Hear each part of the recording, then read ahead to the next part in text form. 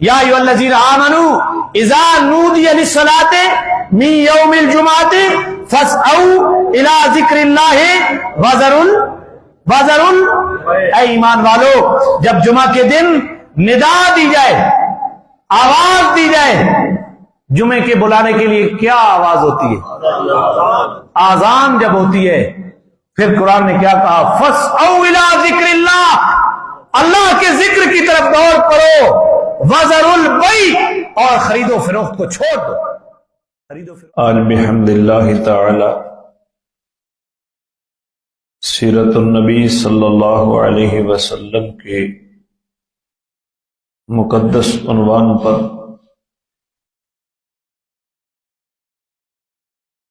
خطبات جمعہ کی تعداد 52 ہو گئی ہے۔ اللہ کریم صحیح بیان کرنے کی توفیق عطا فرمائے اور فریقین کو اس کے مقتضا پر 100% عمل پیرا ہونے کی توفیق عطا فرمائے۔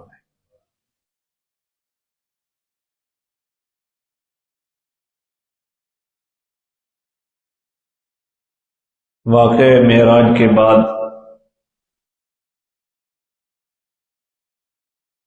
جناب رسول اللہ صلی اللہ علیہ وسلم کا ایام حج میں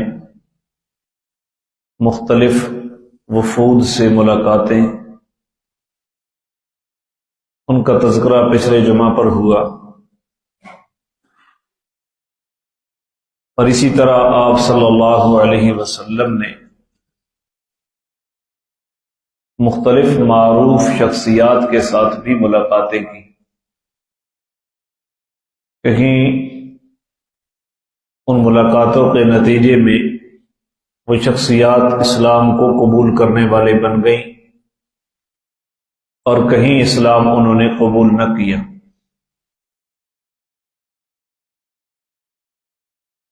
تو اس چیز کا تذکرہ ہو رہا تھا، وہیں سے آگے چلتے ہیں۔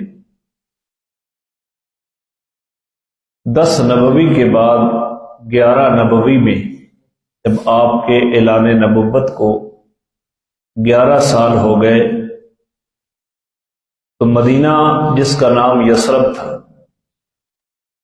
وہاں کے وفود سے جب آپ کی ملاقاتیں ہوئیں تو اس کا فائدہ مرتب ہونا شروع ہو گیا۔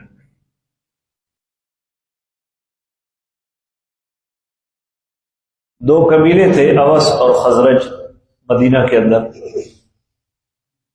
اوس اور خزرج دونوں بھائی تھے۔ کسی وجہ سے، معمولی وجہ سے ان کی لڑائی ہو گئی دو قبیلوں کی۔ خزرج بڑا قبیلہ تھا، اوس چھوٹا قبیلہ تھا۔ آگے اس قبیلے کی چھوٹی چھوٹی شاخیں بہت تھیں، تو لڑائی ایک روایت کے مطابق 120 سال پر محیط رہی، سوا صدی۔ ان ایام میں قبیلہ اوس کے کچھ افراد ابو الحیثر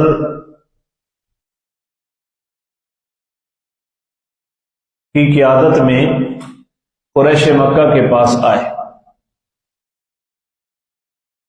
کہ آپ خزرج کے مقابلے میں ہمارے حلیف بنے، ہماری مدد کریں۔ یہ مکہ میں آئے۔ آپ صلی اللہ علیہ وسلم کو جب پتہ چلتا کہ باہر سے کچھ لوگ مکہ کے اندر آئے ہیں، تو آپ ان کی دعوت کی فکر میں لگ جاتے۔ آپ صلی اللہ علیہ وسلم وہاں تشریف لے گئے اور ان لوگوں سے پوچھا کہ تم کون ہو؟ انہوں نے بتایا، کس کام کے لیے آئے ہو؟ ہم فلاں کام کے لیے آئے ہیں۔ تو آپ نے فرمایا، میں اس سے بہتر کی طرف تمہیں بلاؤں تو تم اسے قبول کر لو۔ تو ابو الحیثر نے کہا، وہ کیا چیز ہے؟ آپ نے بتایا، میں اللہ کا نبی ہوں اور اللہ نے مجھے قرآن دے کر بھیجا ہے اپنے بندوں کی طرف کہ میں ان کا رابطہ اللہ سے کرا لوں، خالق کائنات سے کرا لوں۔ اللہ کے ساتھ شریک نہ کیا جائے، صرف اسی کی عبادت کی جائے، اور آپ نے قرآن کی کچھ آیات تلاوت کر کے سنائی۔ تو اس وفد میں ایک نوجوان تھا، ایاس، الف یہ الف سین، ایاس، وہ اس وفد میں موجود تھا، نوجوان تھا۔ تو ایاس بن معاذ ہے اس کا۔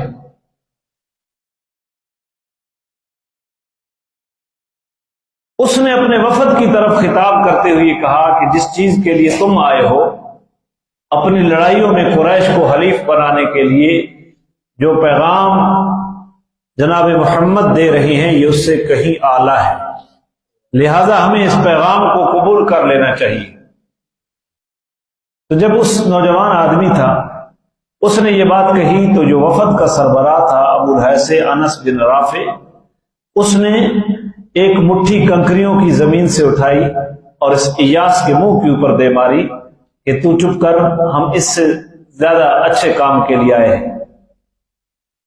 بالآخر ان کی قریش کے ساتھ جو تھی حلیفانہ تعلقات کے لیے کوشش، وہ بھی ناکام ہو گئی اور وہ اپنا حلیف بنانے میں قریش کو ناکام رہے۔ لیکن یہ ایاس واپس چلا گیا وفد۔ تو ایاس کا انتقال کچھ دنوں بعد ہو گیا۔ تو اس کے انتقال کے وقت اس کی زبان سے سبحان اللہ، الحمدللہ، اللہ اکبر اور لا الہ الا اللہ کے کلمات جاری تھے۔ تو دل میں اس نے اسلام قبول کر لیا تھا، مرتے وقت اس کا اثر اس کی زبان کے اوپر آ رہا تھا، لیکن ظاہر اس نے کسی کے اوپر نہیں کیا۔ تو یہ وہ پہلا آدمی ہے یثرب کا، مدینے کا، جس سے آپ کی اس انداز میں ملاقات ہوئی اور اس نے اسلام قبول کیا۔ ایک شاعر تھا یثرب کا، اپنے قبیلے کا سربراہ سوید بن صامت، اور بڑا زیرک انسان تھا، گہری نظر تھی اس کی حالات کے اوپر بھی، اور دانا انسان تھا، صاحب الرائے تھا۔ وہ مکہ میں آیا تو جناب رسول اللہ صلی اللہ علیہ وسلم نے اس کو دعوت دی، سوید بن صامت کو۔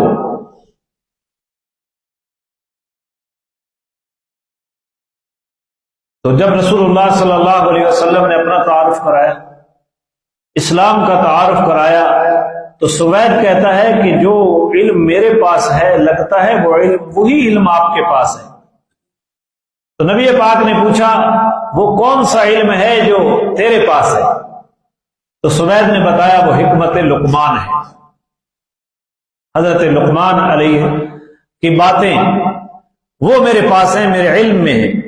تو جناب رسول اللہ صلی اللہ علیہ وسلم نے فرمایا میرا علم اس سے بہت زیادہ بہتر ہے، اور وہ علم قرآن کا ہے۔ رسول اللہ صلی اللہ علیہ وسلم نے قرآن کی آیات پڑھ کے سنائی، اس کا اتنا اثر ہوا کہ سوید بن صامت اسی وقت اسلام قبول کر لے۔ سوید، سین واو یہ دال، سوید، یہ نام یاد رکھے کرو، اپنے بچوں کے نام ان صحابہ کے، سوید بن صامت رضی اللہ عنہ، تو اسلام قبول کر لیا اور واپس چلے گئے یثرب کے اندر۔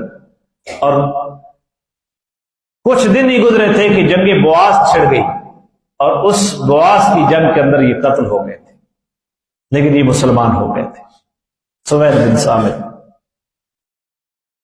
تو اس طرح 11 ہجری میں ایام حج میں رسول اللہ صلی اللہ علیہ وسلم مختلف وفود سے، مختلف قبائل سے جب اسلام کی دعوت کی بات کر رہے تھے، جن کا تذکرہ میں نے پچھلے جمعہ پر بھی کیا، تو رات کے آخری پہر میں رسول اللہ صلی اللہ علیہ وسلم مکہ سے منا آؤ تو ایک گھاٹی ہے عقبہ، اس عقبہ نامی گھاٹی کی چوٹی کے اوپر پہاڑی رستہ جو ہوتا ہے، دو پہاڑوں کے درمیان سے جو تنگ رستہ ہوتا ہے، اس کو گھاٹی کہتے ہیں، عقبہ۔ تو اس سے گزر ہوا آپ صلی اللہ علیہ وسلم کا، تو تو وہاں آپ صلی اللہ علیہ وسلم کی ملاقات 6 افراد سے ہوئی۔ کتنے افراد سے ہوئی؟ میرے پاس نام بھی ان کے موجود ہیں۔ 6 افراد سے آپ صلی اللہ علیہ وسلم کی ملاقات ہوئی، اور یہ وہ ملاقات تھی جس نے اسلام کی تاریخ کو بدل کے رکھ دیا۔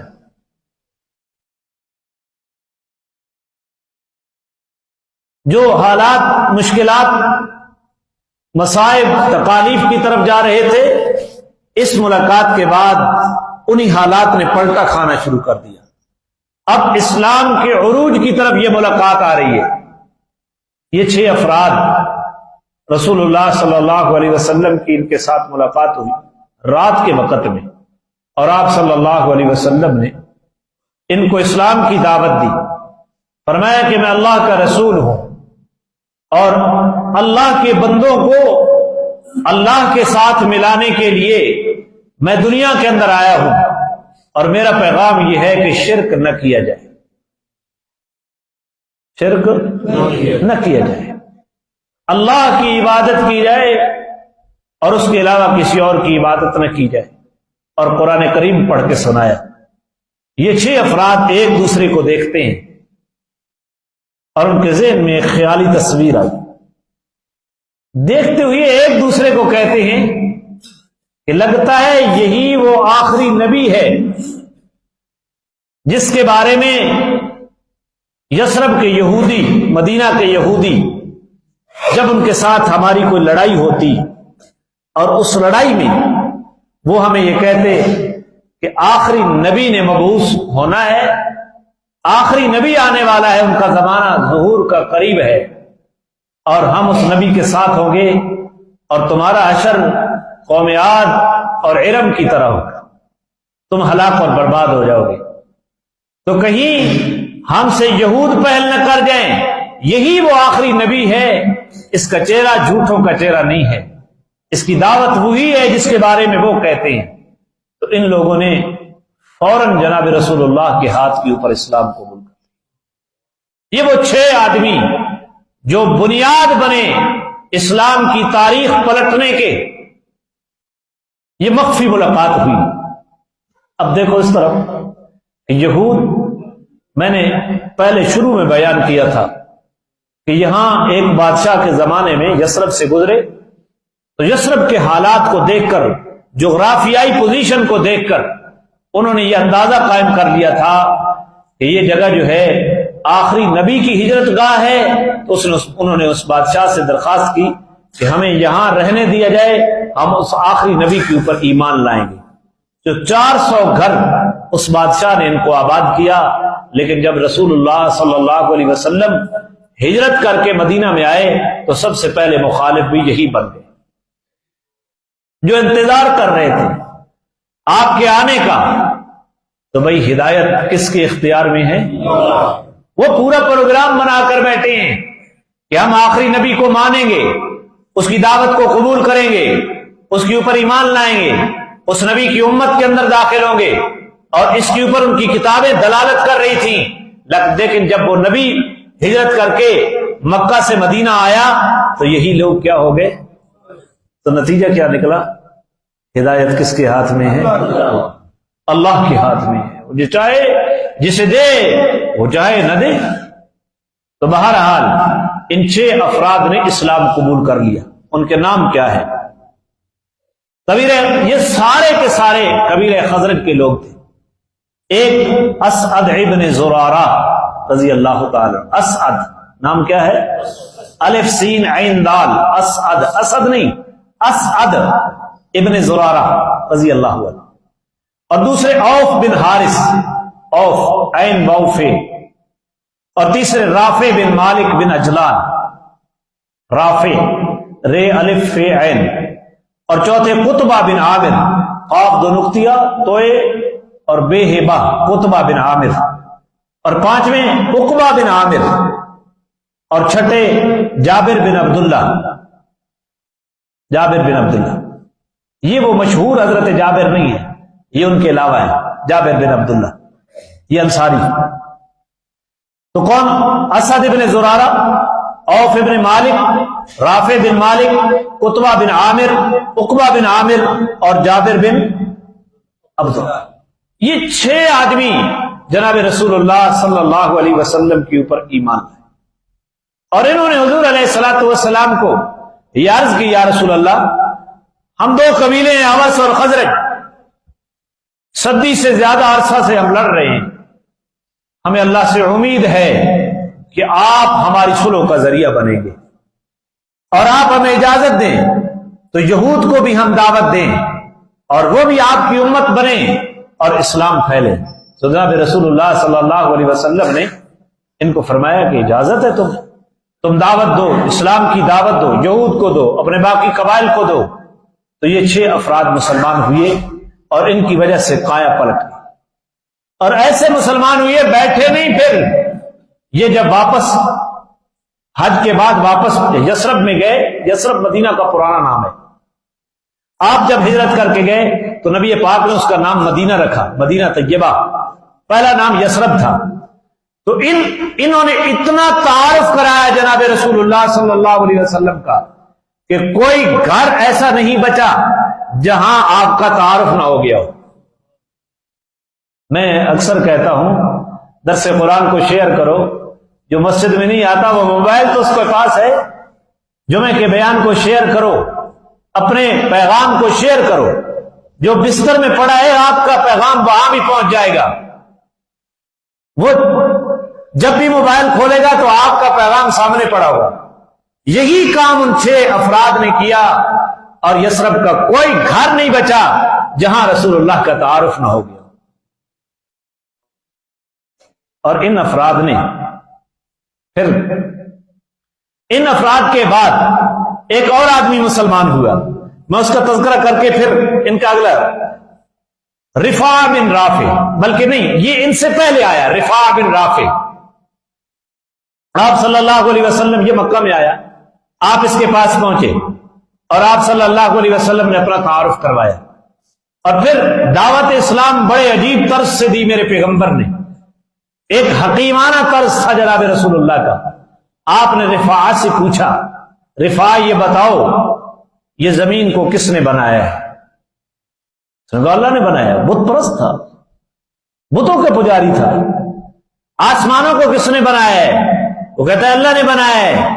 पहाड़ों को किसने बनाया है? अल्लाह ने बनाया है। तो इबादत के लायक खालिक होता है या मखलूक होती है? उसने कहा इबादत के लायक तो खालिक होता है। तो रसूलुल्लाह का अंदाज अब तब्दील हुआ। आपने फरमाया कि बुत जो तुमने बनाए हैं और तुम्हें अल्लाह ने बनाया है, चाहिए यह था कि बुत तुम्हारी इबादत करें और तुम उसकी इबादत करो जिसने तुम्हें बनाया है। बस बात समझ आ गई। एक चुटकी में आपने मसला हल कर दिया। जमीन को किसने बनाया, आसमान को किसने बनाया, पहाड़ों को किसने बनाया? उसी ने जवाब दिया अल्लाह ने बनाया। मेरे पैगंबर ने फरमाया फिर आप ही फैसला करें, इबादत के लायक खालिक हुआ करता है या मखलूक हुआ करती है? तो उसने कहा इबादत के लायक तो खालिक हुआ करता है। तो मेरे नबी ने फरमाया फिर बुत तो तुमने बनाए हैं ना, इसका तकाजा तो ये है जिनको तुमने बनाया है वो तुम्हारी इबादत करें और जिनको अल्लाह ने तुम्हें अल्लाह ने बनाया है तुम अल्लाह की इबादत करो। उसे बात समझ आ गई। आप सल्लल्लाहु अलैहि वसल्लम ने कुरान पढ़ के सुनाया, उसने फौरन इस्लाम कबूल कर लिया और हरम में जाकर ऐलान कर दिया अशहदु अल्ला इलाहा इल्लल्लाह वहदहु ला शरीक लह व अशहदु अन्ना मुहम्मदन अब्दुहु व रसूलुहु। अल्लाह हमें भी ऐसा दाई बनाए। दावत का ऐसा अंदाज नहीं होना चाहिए कि आपका मुखातिब आपसे मुतनफ्फिर हो जाए या हम चोट करें और चोट की वजह से वो जिद के ऊपर आ जाए और जिद की वजह से अगर वो गुमराह हुआ तो जिसकी वजह से वो जिद में आया है वो भी पूरा का पूरा बराबर का गुनाहगार हो। दावत के अंदर खैरखाही होती है, दावत के अंदर भूले भटके हुए को रास्ते की रहनुमाई होती है। लेकिन अब जो हमने तर्ज इख्तियार कर लिया है वो चोट का है, वो दूसरे के ऊपर फतवाबाजी का है। नहीं, बात समझानी है। अल्लाह ताला हमें जनाब रसूलुल्लाह सल्लल्लाहु अलैहि वसल्लम के नक्शे कदम पर चलने की तौफीक अता फरमाए। तो ये हमारे जिम्मे है दावत का काम। अब अंबिया ने नहीं आना, یہ صرف تبلیغی جماعت نہ سمجھیں، یہ امت کے ہر فرد کے ذمے ہے۔ تبلیغی جماعت تو فرض کفایہ ادا کر رہی ہے ہماری جانب سے، اگر یہ بھی نہ ہوتے تو پتہ نہیں کب نہ کہیں نہ کہیں ہم ملیا میٹ ہو گئے ہوتے۔ تو یہ اسلام لائے اور آپ کی اس خوبصورت دعوت کے نتیجے کے طور پر یہ 11 ہجری میں وہ 6 افراد اسلام قبول کریں۔ 1 سال کے بعد پھر دوبارہ جب ایام حج آئے تو ان ایام حج میں انہوں نے پھر وہ 12 افراد آئے تو یثرب سے بہت سارے لوگ آئے تھے، لیکن اسی جگہ کے اوپر وہ عقبہ کی وہ گھاٹی، مکہ اور مینا کے درمیان، پہاڑوں کے درمیان وہ گھاٹی جس کو عقبہ کہتے ہیں، وہاں رات کے آخری پہر میں خفیہ طور پر جناب رسول اللہ صلی اللہ علیہ وسلم کے ساتھ ملاقات ہے۔ یہ کیسا حکیمانہ انداز ہے۔ اب دیکھو ایک جگہ کے اوپر سختی پیدا ہو رہی ہے معاشرے کی جانب سے، تو وہاں ایک دائی کو بھی چاہیے کہ وہ اپنی ملاقات کے انداز کو کیا رکھے، مخفی رکھے۔ مقصود تو اپنی بات پہنچانا ہے۔ تو یہ 12 افراد وہاں پہنچے اور رسول اللہ صلی اللہ علیہ وسلم کے ساتھ ملاقات ہوئی۔ وہ پہلے کتنے تھے؟ 6۔ ان 6 میں سے 5 وہی ہیں، ایک نہیں تھا، جابر بن عبداللہ نہیں تھا، باقی 5 اسد بن زرارہ، اوف بن حارث، رافع بن مالک، قطبہ بن عامر، عقبہ بن عامر، یہ 5 وہی تھے۔ ان کے علاوہ کون تھے؟ معاذ بن حارث، جس نے اسلام قبول کر لی۔ حضور کے ساتھ ملاقات ہوئی، آپ نے اسلام کی دعوت دی، آپ نے قرآن سنایا، اور ان 12 آدمیوں نے بیعت کی میرے نبی کے ہاتھ کے اوپر۔ میں وہ بیعت بھی سناتا ہوں، نام سنا لوں۔ 6واں نام ہے معاذ بن حارث، 7واں نام ہے زکوان، زال قاف کش والا، زکوان بن عبد قیس، یہ نام زکوان صحابی ہے، اپنے بچوں کے نام یاد رکھو، زکوان زال کے ساتھ۔ 8واں عبادہ بن صامت، عین بے الف دال ہدا، عبادہ۔ 9واں یزید بن ثعلبہ، اور 10واں آدمی عباس بن عبادہ بن نزلہ، اور 11 آدمی، یہ 10 افراد ہو گئے، 5 وہ ہو گئے اور 5 یہ ہو گئے۔ یہ سارے کے سارے قبیلہ خزرج کے ساتھ ان کا تعلق تھا۔ 11واں آدمی اس کا تعلق قبیلہ اوس کے ساتھ تھا، 12ویں آدمی کا تعلق بھی قبیلہ اوس کے ساتھ تھا۔ 11ویں کا نام ابو الحیثم مالک بن تیہان رضی اللہ عنہ، اور 12ویں اویم بن ساعدہ، اویم عین کے ساتھ، عین واو یہ میم، اویم بن ساعدہ رضی اللہ تعالی عنہ۔ ان 5 آدمیوں نے 5 پہلے اور 7 نئے، کتنے ہو گئے؟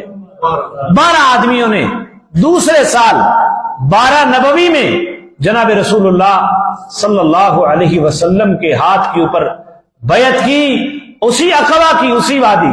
یہ عقبہ جہاں جمرہ کبریٰ ہے، جس کو شیطان وہ پتھر نہیں مارے جاتے ایام حج میں، جہاں بڑا جمرہ ہے اسی مقام پر، اسی کے قریب یہ بیعت ہوئی۔ اور بیعت کن چیزوں کے اوپر ہوئی؟ حضرت عبادہ بن صامت کہتے ہیں وہ بیعت بعد میں سورۃ النساء کا حصہ بنی، فتح مکہ کے دن عورتوں سے وہی بیعت لی گئی، لیکن ابھی یہ آیت نہیں اتری، آیت اس دن اتری تھی۔ بیعت یہ تھی کہ اللہ کی ذات و صفات میں کسی کو شریک، اللہ کے ساتھ ہم کسی کو شریک نہیں کریں گے۔ بیعت کا پہلا ایسا کیا؟ اللہ کے ساتھ کسی کو شریک۔ بیعت ہو رہی ہے کس کے ساتھ؟ رسول اللہ کے ساتھ۔ کس کے ہاتھ پر؟ آج آپ بے رخے بیٹھے ہیں، پتہ نہیں کیا ہے۔ ان 12 آدمیوں کی بیعت کس کے ہاتھ پر ہو رہی ہے؟ میں اس کو تاکید اس لیے کر رہا ہوں، آج بھی بیعت ہوتی ہے اور بیعت کا ڈھونگ رچایا جاتا ہے۔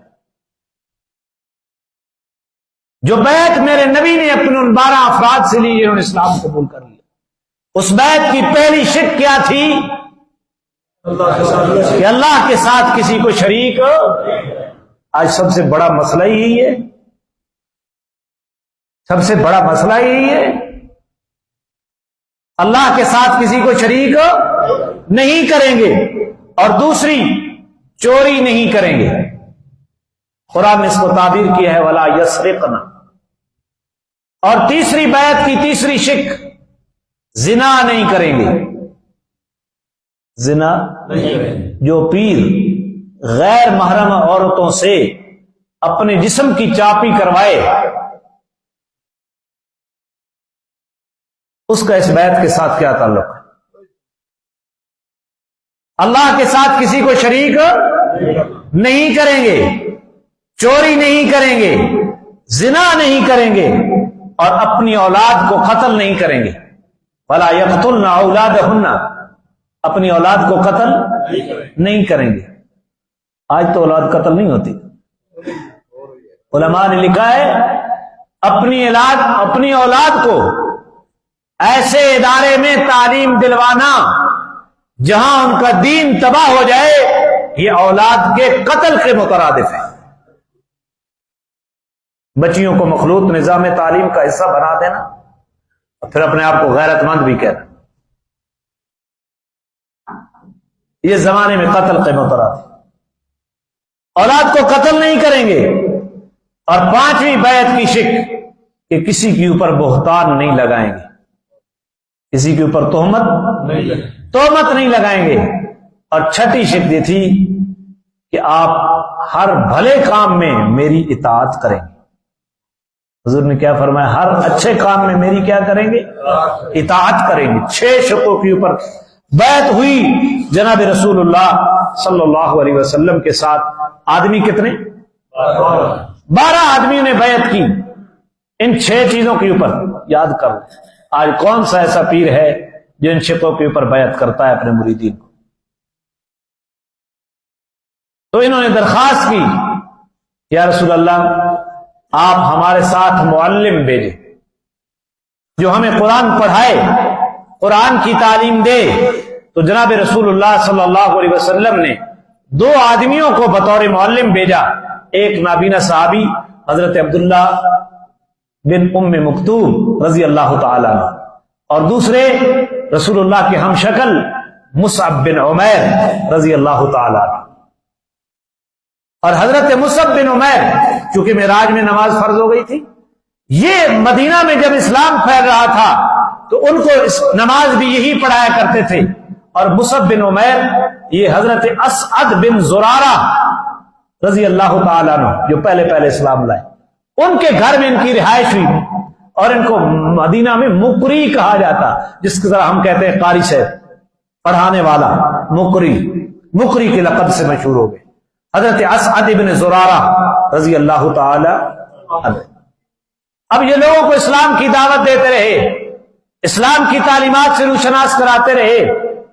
اور ایک دن حضرت اسعد بن زرارہ رضی اللہ تعالی عنہ حضرت مصعب بن عمیر رضی اللہ عنہ کو خصوصی گشت کے لیے لے گئے بنی ظفر اور بنی عبد اشہل کے محلے میں. یہ قبیلہ خزرج کی ذیلی شاخیں، ان کے محلے میں.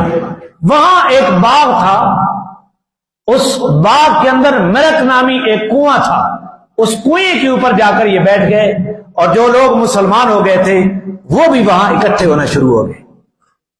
تو قبیلہ بنی عبد اشہل کے سردار سعد بن معاذ، ان کو جب پتہ چلا کہ اسد بن زرارہ میرا خالہ زاد بھائی ہے اور وہ ایک شہر سے باہر ایک بندے کو لے کر آیا ہے اور وہ ہمارے بیوقوف اور کمزور لوگوں کو گمراہ کر رہا ہے. یہی ہوتا ہے نا، یہی لفظ ہے، ان کا ترجمہ یہی ہے. ہماری عورتوں، بچوں اور بیوقوف قسم کے لوگوں کو اس نے یرغمال بنایا ہوا ہے. باہر سے ایک آدمی کو لے آئے سعد بن معاذ، اور آج وہ ہمارے محلے میں آ گئے بنی عبد اشہل محلے. تو دوسرا سردار تھا سعد بن معاذ کے بعد دوسرے درجے کا اس قبیلے کا اسید بن حزیر. اسید بن حزیر، ان کو بھیجا سعد بن معاذ نے کہ تو جا اور جا کر منع کر اسد بن زرارہ کو کہ اس بندے کو واپس بھیج دے مکے میں، یہ ہمارے بیوقوف لوگوں کو خراب کر رہا ہے، ہمارے نوجوان اور بچوں کو خراب کر رہا ہے، اس کو واپس بھیج دے. میں یہ کام خود کرتا، سعد بن معاذ کہتا ہے، لیکن چونکہ میرا وہ رشتہ دار ہے، میرے خالہ کا بیٹا ہے، تو رشتہ داری گڑبڑ ہو جائے گی، یہ کام تو جا کر کر، وگرنہ میں خود جا کر کر۔ اسید بن حضیر نے نیزہ لیا اور نیزہ لے کر اس کنویں پر جا پہنچے۔ کنویں پر جا کر کہا مصعب بن عمیر، تو ایک شہر سے باہر آدمی کو لے کر آ گیا ہے شہر میں، اور آج ہمارے محلے میں آ گیا ہے، تم نے شہر کا ماحول خراب کر دیا ہے۔ شہر کا ایک دفعہ میرے اوپر بھی درخواست گئی تھانے میں، تو ایس ایچ او سے پتہ نہیں ان کو کیا تھا، انہوں نے کہا مولوی تو نے پوری سون کا ماحول خراب کر دیا ہے۔ میں تو قرآن پڑھتا ہوں، قرآن کا درس دیتا ہوں۔ تو ایک بزرگ آدمی انہوں نے کہا میں بتاتا ہوں، اے جڑا مولوی ہے یہ کو لچے لفنگے چھوڑ مسیتی گنانا۔ ایس ایچ او میرے تو غصہ ہے۔ میں کہا سر غصہ ہونے کی کیا بات ہے، میں آواروں کو مسجد میں لے آتا ہوں، یہ تو کمال کی بات ہے، اگر مسجد والوں کو میں باہر نکالتا تو پھر آپ غصے ہوتے، لیکن اس کیا بھائی جناب مولوی نو ڈک دو۔ من خیر حوالات ہی تو کون نے ڈکا نہ لڑ جائے تے بعد اتنے۔ خیر ایک لمبا قصہ ہوا، تو یہ عجیب عجیب باتیں ہوتی رہیں۔ آج تو اللہ نے فضل فرما دیا، آج تو وہ حالات نہیں ہیں۔ تو یہی باتیں، تو مصعب بن عمیر بڑے زیرک انسان تھے۔ اب دیکھو دوسرے شہر میں جس کو معلم بنا کر امام الانبیاء بھیج رہے ہیں، حضور کی نظریں کو معمولی تو نہیں تھی نا۔ حضور کی نظروں میں جو قیمتی تھا، وہ فارسی کا ایک مقولہ ہے، یک من علم را دہ من عقل باشد، ایک من علم کے استعمال کے لیے 10 من عقل چاہیے ہوا کرتا ہے، لیکن تو سا جڑا رڑا کیتا ہے اپنی مسیتیاں جی، ایک من علم کے استعمال کے لیے عقل کتنا چاہیے؟ 10 من۔ علم زیادہ ہو عقل کم ہو تب بھی خرابی پیدا ہو جائے گی۔ اور اسی لیے فرقواریت تنزلی اس کی وجہ یہ ہے کہ جو کہیں بھی نہ چل سکا اس میں مدرسے ڈال دے، پھر کہنا کہ غزالی پیدا ہو جائے، پھر کہنا کہ شیخ عبد القادر جیلانی پیدا ہو جائے۔ اللہ کی حکمت میں تو پیدا ہو سکتا ہے، لیکن ہم سے ہماری نیت کے بارے میں سوال ہوگا کہ جو کہیں کا نہ چلا تم نے کہاں پھینک دیا۔ مصعب بن عمیر بڑے زیرک تھے، میرے نبی کا بھیجا ہوا معلم تھا۔ جب اسید بن حضیر سردار تھا، اس نے کہا کہ واپس اس کو بھیجو، حالات خراب نہ کرو۔ مصعب بن عمیر نے کہا بھائی ناراض کیوں ہوتے ہو، ہماری ایک دعوت ہے، سن لو، اگر وہ اچھی لگے تو قبول کر لینا، اچھی نہ لگے تو چھوڑ دینا۔ کیوں بھائی؟ کیسے خوبصورت الفاظ تھے، وہ بھی دانا تھا، سردار تھا۔ اس نے کہا بات آپ نے منصفانہ کی ہے کہ بات سن لو، اچھی لگے تو قبول کر لینا، زبردستی تو نہیں ہے، اور اچھی نہ لگے تو چھوڑ دینا۔ مصعب بن عمیر نے قرآن پڑھنا شروع کر دیا کہ آخری نبی مبعوث ہو گئے اور ہم ان کے امتی ہیں، اور وہ ہمیں یہ دعوت دیتے ہیں کہ اللہ کے ساتھ کسی کو شریک نہ کرو، مخلوق کا رشتہ اللہ کے ساتھ جوڑنے کے لیے آئے ہیں۔ اور مصعب بن عمیر نے قرآن سنایا۔ اسید راوی کہتا ہے اسید بن حضیر کے چہرے کا رنگ بتلا رہا تھا کہ تبدیلی آ رہی ہے۔ تناسا لوگ چہرے سے تاڑ لیتے ہیں۔ تو اسید پوچھتا ہے اچھا بھائی اسلام قبول کرنا ہو تو شرط کیا ہے؟ مصعب بن عمیر نے کہا بس غسل کرو، کپڑے پاک پہن لو، 2 رکعت پڑھا لیتے ہیں آپ کو، اسلام قبول کر لو۔ انہوں نے فوراً اسلام قبول کر لیا، فوراً اسلام۔ اور پھر اسید کہتا ہے ابھی کسی بہانے سے میں اپنے سردار صاحب بن معاذ کو بھیجوں گا، قابو کرنا آپ کا کام ہے۔ اگر وہ اسلام کی دعوت کو قبول کر لے تو پورے قبیلے بنی عبد اشہل کے اندر کوئی بندہ باقی نہیں رہے گا جو اسلام قبول کرنے سے ہچکچائے۔ اسید بن حضیر واپس گیا تو سعد بن معاذ بھی تو بڑا دانا تھا، آج تو کمینے سردار بن گئے ہیں نا، آج تو کمینے لیڈر بن گئے ہیں۔ علامہ ابن حبان نے لیڈرشپ کے لیے ایک بہت بڑی بات لکھی ہے قرآن کریم کی تفسیر میں کہ جس کو لیڈر مانا جائے اس کی پہلی صفت علم ہے، کیا؟ علم. اور دوسری صفت عقل ہے, اور تیسری صفت استدلالی قوت ہے. علم, عقل اور قوت استدلال کہ بات کس انداز میں کرنی ہے. جاہل کے ساتھ انداز کیا ہونا ہے, عالم کے ساتھ کیا انداز ہونا ہے, بادشاہ کے ساتھ انداز کیا ہونا ہے, رعایا کے ساتھ انداز کیا ہونا ہے. قوت استدلال کا مالک ہو وہ آدمی لیڈر بن سکتا ہے جس کے اندر ان تین صفات میں سے ایک صفت بھی نہیں ہے, وہ لیڈر بننے کا حل نہیں ہے. علم, عقل اور قوت استدلال. تو سعد بن معاذ بڑے زیرک تھے. انہوں نے اسید بن حضیر کو دیکھا تو دیکھ تو یہ کہتا ہے یہ وہ چہرہ نہیں ہے جو یہاں گیا تھا, یہاں سے جو گیا تھا وہ چہرہ نہیں ہے. اتنے میں اسید بن حضیر پہنچ گئے. سعد بن معاذ کہتا ہے اچھا بھی کیا بنا؟ اسید بن حضیر کہتے ہیں بس میں نے ان سے بات کی, ان کی بات سنی, مجھے تو اس میں کوئی حرج نظر نہیں آیا. ہاں میں نے منع کیا ہے ان کو کہ بھئی ہمارے محلے کا ماحول خراب ہو, ہمارے بچوں کو بے وقوف نہ بناؤ, ایک نیا دین تم لے کر آئے ہو, منع میں کر کے آیا ہوں. لیکن ابھی مجھے پتہ چلا ہے بنو حارثہ کے لوگ اسد بن زرارہ کو, جو مصعب بن عمیر کو یہاں مدینے میں لے کر آیا ہے, اس کو قتل کرنا چاہتے ہیں, اور اس قتل کے پیچھے تیرے ساتھ حسد ہے کہ تیرا وہ خالہ زاد ہے. ہمیں تو رشتوں کی پہچان نہیں ہے نا, رشتے کی پہچان نہیں ہے, انہیں پہچان. نیزہ لیا سعد بن معاذ نے سرکار میں خود جاتا, کون ہے قتل کرنے والا میرے خالہ زاد کو. یہ گئے اور وہ کنویں کے اوپر مطمئن بیٹھے ہیں. یہ رستے میں ان کے اطمینان کو دیکھ کر سمجھ گئے کہ اسید بن حضیر نے بہانہ لگایا ہے یہ مجھے بھیجنے کا.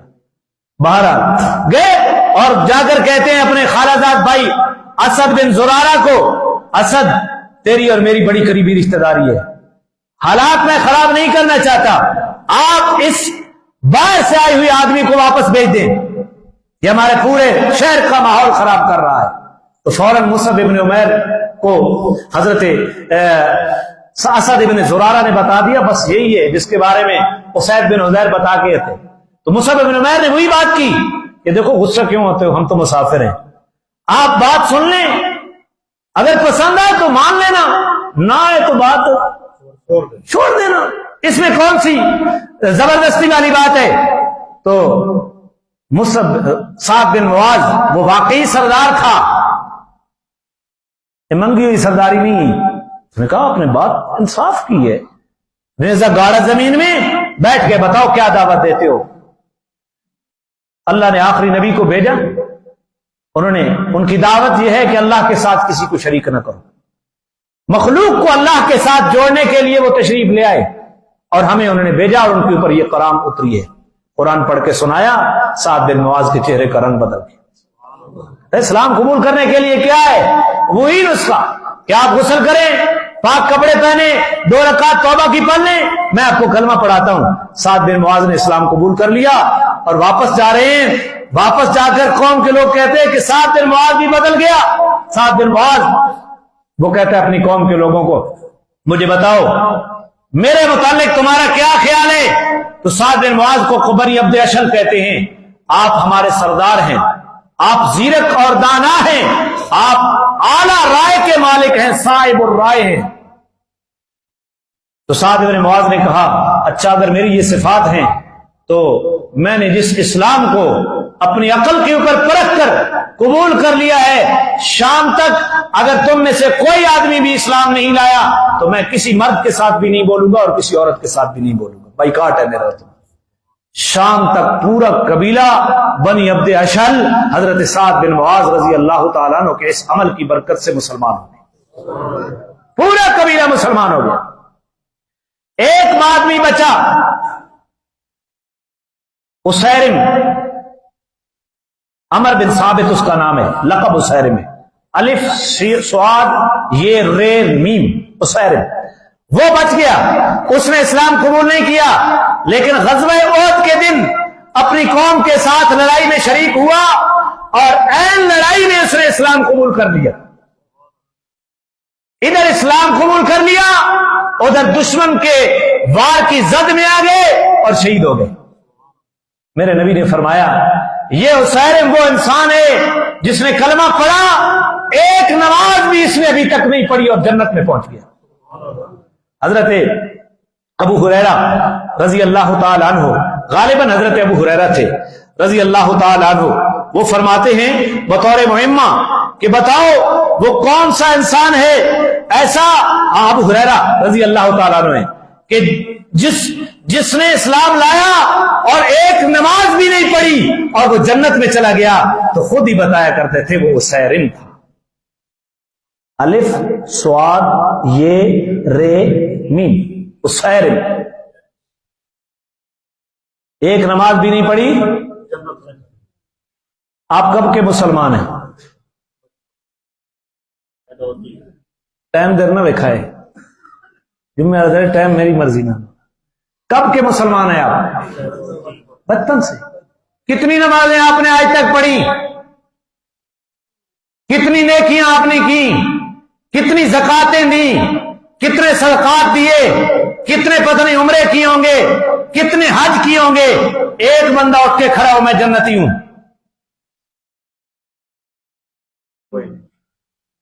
چلو سوچ لو، ہے کوئی جنتی؟ اسیرم وہ ہے جس نے میرے نبی کے ہاتھ کے اوپر کلمہ پڑھا، پلے ایک نماز نہیں ہے، حج نہیں ہے، عمرہ نہیں ہے، روزہ نہیں ہے، میرے نبی نے فرمایا جنتی ہے۔ نمازیں کس کی زیادہ ہیں؟ روزے کس کے زیادہ ہیں؟ نیکیاں کس کی زیادہ ہیں؟ جنتی کون ہے؟ نہیں سمجھے آپ؟ جنتی کون ہے؟ یہ فرق میرے اور صحابی کے درمیان، صحابہ کو اعمال کے ترازو میں مت تولو، صحابہ کو نسبت رسول کے ترازو میں تولو۔ اگر صحابہ کو اعمال کے ترازو میں تولو گے تو صحابہ کے بارے میں گمراہ ہو جاؤ گے۔ صحابہ کو تاریخ کے اوراق میں مت پرکھو، صحابہ کو قرآن اور حدیث کی کسوٹی کے اوپر پرکھو۔ ایک نماز بھی نہیں ہے اس کے کھاتے، ایک حج بھی نہیں ہے، ایک روزہ بھی نہیں ہے، ایک نیکی بھی نہیں ہے سوائے کلمے کے۔ کلمہ پڑھا، ادھر شہید ہوا، اور میرے نبی نے فرمایا جنت۔ میرے نبی نے فرمایا ہم قیامت کے دن کہیں میں نے 80 سال نمازیں پڑھی، ہر سال حج کیا، اتنی زکات دی، یہ مجھ سے پہلے جنت میں، مجھ سے اعلیٰ جنت میں، تو جواب ایک ہی آئے گا کہ تیرے اعمال اپنی جگہ پر، وہ نسبت رسول کی وجہ سے جنت میں چلا گیا۔ بات سمجھیے، یہ فتنہ پھیلایا جا رہا ہے، صحابہ نے یوں کیا، صحابہ نے یوں کیا، صحابہ کی یوں اور یہاں سے ہمیں کوئی غرض نہیں ہے۔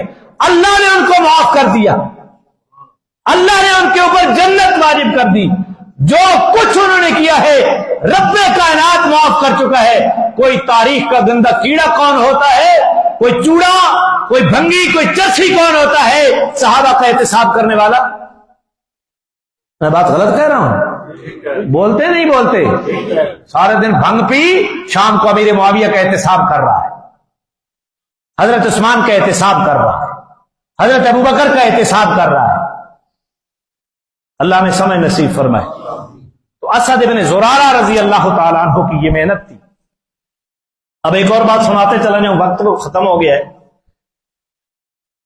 اسد ابن زرارہ رضی اللہ تعالیٰ عنہ، ان کی محنت سے مصعب بن عمیر معلم تھے، اتنی محنت کی کہ مدینہ کے اندر سوائے 3 گھروں کے یا 3 خاندانوں کے کوئی گھر ایسا نہیں بچا تھا جہاں پہ کوئی نہ کوئی بندہ مسلمان نہ ہو گیا ہو، سوائے 3 خاندانوں کے کوئی گھر ایسا نہیں بچا۔ کوئی بچہ مسلمان ہو گیا، کوئی عورت مسلمان ہو گئی، کوئی جوان مسلمان ہو گیا، کوئی بوڑھا مسلمان ہو گیا، اتنی محنت کی انہوں نے۔ اور اسد ابن زرارہ رضی اللہ تعالی عنہ، انہوں نے ایک دن انتخاب کیا عبادت کا، توجہ ہے آپ کی، یہ جو آج کا دن ہمیں ملا ہے نا، اس کی تاریخ بھی ذرا سن لو۔ ایک دن انتخاب کیا، ہفتے کے دن یہودی عبادت کرتے ہیں، اتوار کے دن عیسائی عبادت کرتے ہیں۔ اس کی بھی ایک وجہ ہے، عیسائی یہودی کہتے ہیں کہ اللہ تعالیٰ نے اتوار کے دن کائنات کو بنانا شروع کیا، 6 دنوں میں بنایا، اتوار، سوار، منگل، بدھ، جمعرات، جمعہ، کتنے ہو گئے؟ پیچھے کون سا دن بچا؟ انہوں نے کہا ہفتے والے دن اللہ ریسٹ کی تھی. عقیدہ دیکھو، اس لیے انہوں نے ہفتے کا دن عبادت کا قرار دیا. عیسائیوں نے عبادت کا دن اتوار کا قرار دیا. پس منظر کیا ہے؟ اللہ نے کائنات کی ابتدا کی اتوار کے دن سے، لہذا وہ دن کون سا ہے؟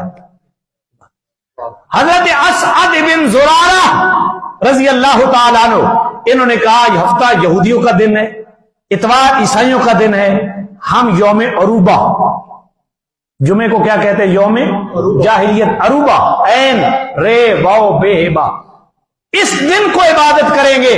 اور 2 رکعات انہوں نے زوال کے بعد اپنے ساتھیوں کو پڑھائی. مصعب بن عمیر نے تھی لیکن بندوبست کرنے والا اسد بن زرارہ تھا. انہوں نے بندوبست کیا اور 2 رکعت پڑھائی. کس دن کو؟ عروبہ. اور اس کا نام تبدیل کیا، اس کو یوم عروبہ سے تبدیل کر کے اس کا نام رکھا یوم الجمعہ. کیا نام رکھا؟ یوم اپنے خیال میں ادھر نبی پاک کے اوپر وحی آ گئی، ادھر اس دن کا نام یوم جمعہ ہے. جو کنہوں نے رکھا؟ انصاریوں نے. جمعے کا دن اگر قرآن نے اس کو یوم جمعہ کہا ہے تو حضرت اسد بن الذین آمنوا اذا نودی للصلاۃ من یوم الجمعہ فاسعوا الی ذکر اللہ وذروا اے ایمان والو، جب جمعہ کے دن ندا دی جائے کہ جمعہ کہا جائے اس بات میں بلانے کے لیے فقہی بات ہوتی ہے، وہ الگ بات ہے. اس کے دلائل بہت زیادہ اپنی جگہ پہ موجود. قرآن نے کیا کہا؟ فاسعوا الی ذکر اللہ، اللہ کے ذکر کی طرف دوڑ پڑو. زرارہ نے اور بعد میں یہ آیت بھی اتری. خرید و فروخت کو یہی سے علماء نے لکھا ہے جب آذان اول ہو جایا کرتی ہے تو خرید و فروخت حرام ہو جایا کرتی ہے. لیکن میرے دکانداروں کو سمجھ نہیں آ رہی، جو یہاں جمعہ پڑھتے ہیں ان کو بھی یہ بات سمجھ نہیں آ رہی. 1 روپیہ بھی اس وقت کمایا ہے حرام کمایا ہے، سوائے جمعے کی دوڑ کے، جمعے کی ساج کے کوئی اور کام کرنا جائز نہیں ہے. لہذا جو ہی آذان اول ہو کس طرف رخ کرو؟ ایک دن متعین کر لو. اللہ کا دین سیکھنے کے لیے بہت کچھ آ جائے گا اس پونے گھنٹے کے اندر. یہ دن بھی نہیں دیا جاتا، آخری وقت میں آتے ہیں اور پھر کہا جاتا ہے جی استاد جی لیٹ کر چھوڑنے، میں ٹائم قدر رکھا ہے جی تو لیٹ تھی گیا. سوال ہے نا میرا، میں نے کو بتایا تھا کہ میں فلاں وقت میں پڑھوں گا، جو تو لیٹ ہو گیا ہے یہ تو تیرے اپنی خانہ زاد اصطلاح ہے نا کہ میں لیٹ ہو گیا. لیٹ نہیں ہوا، میں تو یہاں بیٹھا ہی تبلیغ کے لیے ہوں. فاسعوا الی ذکر اللہ وذروا البیع. تو حضرت رسول اللہ صلی اللہ علیہ وسلم نے ان کے اس اجتہادی عمل کو بذریعہ وہی جب تائید ہو گئی تو میرے نبی نے بھی اس کی کیا کر دی. تو جمعہ ہمیں کن کے صدقے ملا؟